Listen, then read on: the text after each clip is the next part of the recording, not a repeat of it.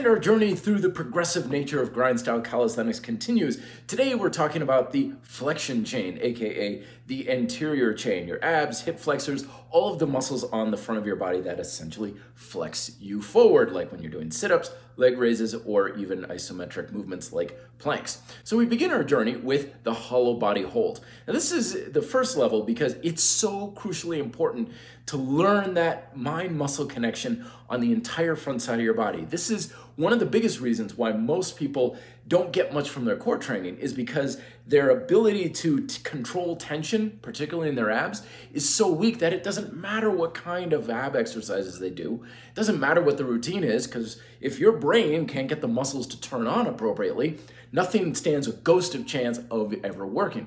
So this is like a tension control exercise with a good amount of resistance. The lower your feet get to the floor, the more resistance you have, and your main objective is pressing your lower back into the floor while keeping your abs tight.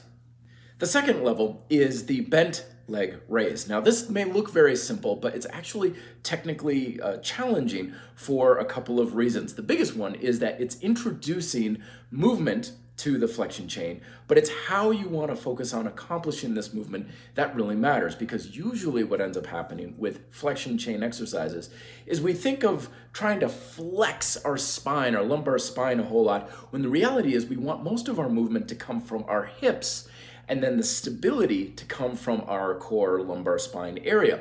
So this is a very good exercise to teach you how to stabilize your core so there's no movement in your lumbar spine while mobilizing at your hips, so that way that's where the movement is and there's not a lot of stress on your lower back. Progressing further, level 3, now we have the straight leg raises. And the straight leg raises makes this difficult a couple of ways. One is the longer limbs, your legs stretched out, uses the extension element to add resistance to the exercise, but also because your legs are straight out, you now have a greater range of motion that you can be using with your hips. So once again, we're further challenging the stability of your core and lumbar spine while enhancing your mobility of your hips.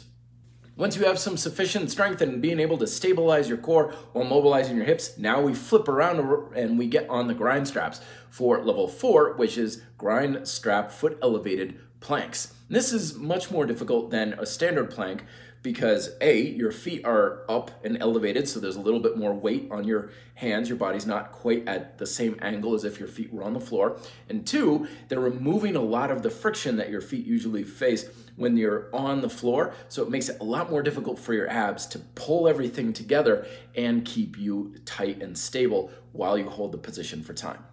And then level 5, now we have the plank with the knee tuck. The knee tuck has several advantages over the hanging knee raise, usually done when we're hanging from like a pull-up bar, because what we're trying to do with this is, again, mobilize the hips, stabilize with the core, but you can also adjust the resistance a little bit by either 1, how high you pick up your hips as you pull in, and 2, where you place your hands. The more forward you place your hands, the more the straps are going to fight your tendency to pull your knees up closer to your chest, and the further you walk back, the more the straps will assist you and make it easier by removing resistance.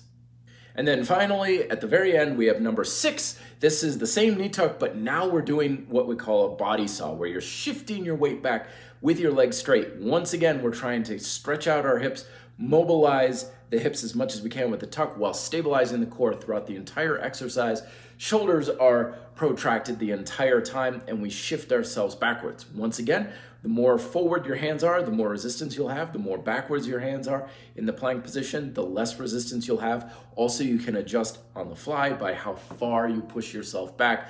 I always recommend don't push as far back as you possibly can. Go to like 80% or so, because if you're starting to feel a lot of strain and stress in your lower back, it means there's too much resistance. You're losing some of the stability from lack of strength in your abdominals, and it's just a little bit too much. So go to like 80% and then progress over time with how far you shift yourself back. So there you go, 6 levels to really make your entire flexion chain work like crazy. If you want to learn more about grind style, check out these videos here, subscribe here, because I got a lot more of these videos coming out. Don't forget to ring the notification bell so you know when they're coming out. I usually come out with them every 24 to 48 hours or so. And as always, comments and questions are welcome down below in the RDP community. Talk to you next time. Be fit, live free.